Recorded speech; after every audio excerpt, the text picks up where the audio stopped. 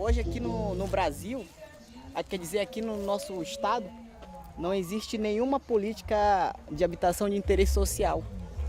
E o nosso governo ele usa muita repressão para querer desapropriar essa área sem uma contrapartida a beneficiar os moradores que hoje sobrevivem em ocupação.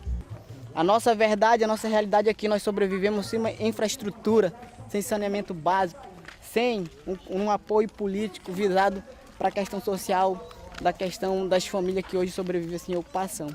As nossas comunidades verdadeiramente elas estão abandonadas. Você vê, hoje nós estamos numa capital, no centro-esfera do governo, e você vê como que o governo, como que o sistema político aplica, né, as suas políticas criadas em cima de nós.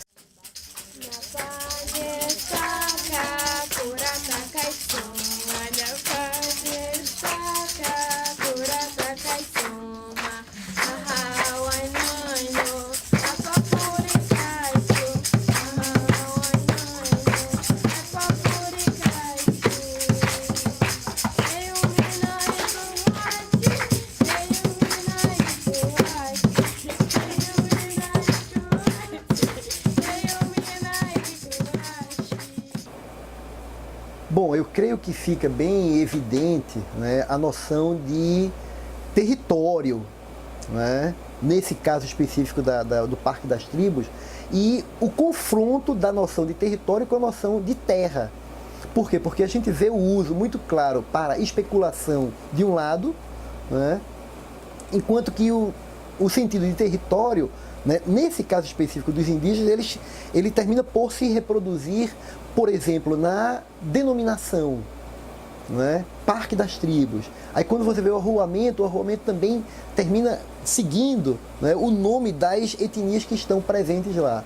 Então isso é um dado assim, muito interessante para esse caso específico de uma ocupação de indígenas numa grande cidade como é Manaus, né, extremamente diversa e cuja tendência é abrigar, reunir em um determinado lugar, diversas etnias. Evidentemente que não está descartado, né, até diferenças internas entre eles, mas a unidade a ser dada entre eles para a defesa do território é exatamente o fato deles não serem brancos, mas se colocarem enquanto índios, apesar da diversidade, né, interna a eles. E hoje nosso estado ele não tem nenhuma política de longo prazo de habitação. Entendi. Então se hoje a cidade de Manaus, vamos supor, uma capital que cresce aceleradamente, sem planejamento, é porque existem falhas da norma do governo, porque eles não aplicam, conforme a política criada, né, eles não aplicam as políticas verdadeiras, social.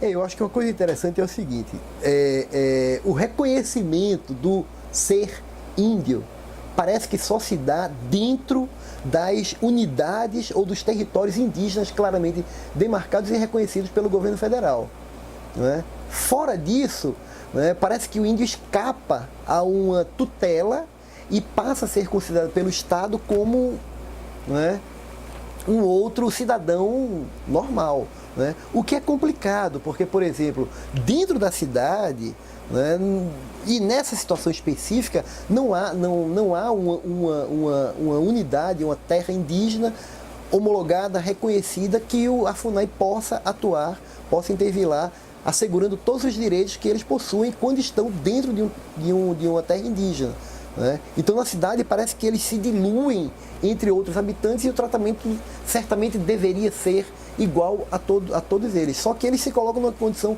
eles continuam tendo uma situação diferenciada pelo fato de ser índio, né? E por conta disso exigir do Estado as mesmas condições que eles teriam caso estivessem, né, nas terras indígenas. Então eu acho que é um problema que se coloca, e aí na verdade não só aqui, mas em todo e qualquer lugar onde isso acontecer, né? Talvez uma mudança, não sei, uma discussão em torno da própria legislação em torno do ser índio, né? Ele continua sendo, evidentemente, dentro ou fora, né, do seu território indígena, né? Mas aí parece que a condição jurídica muda, porque ele está fora, não teria a rigor nenhum direito. Na verdade, continua tendo porque ele não deixa de ser índio na medida em que sai da sua terra indígena.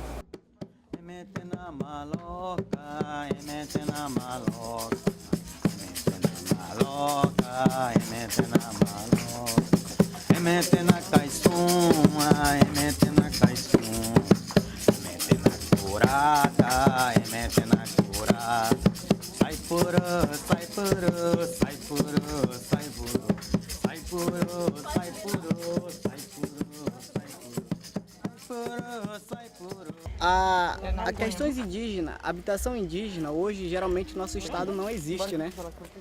Hoje, por intermeio de algumas entidades, nós lutamos para que a gente se credencie às normas do governo, para que esses direitos venham a ser adquiridos de uma forma bem prática, voltado para as famílias daqui, né?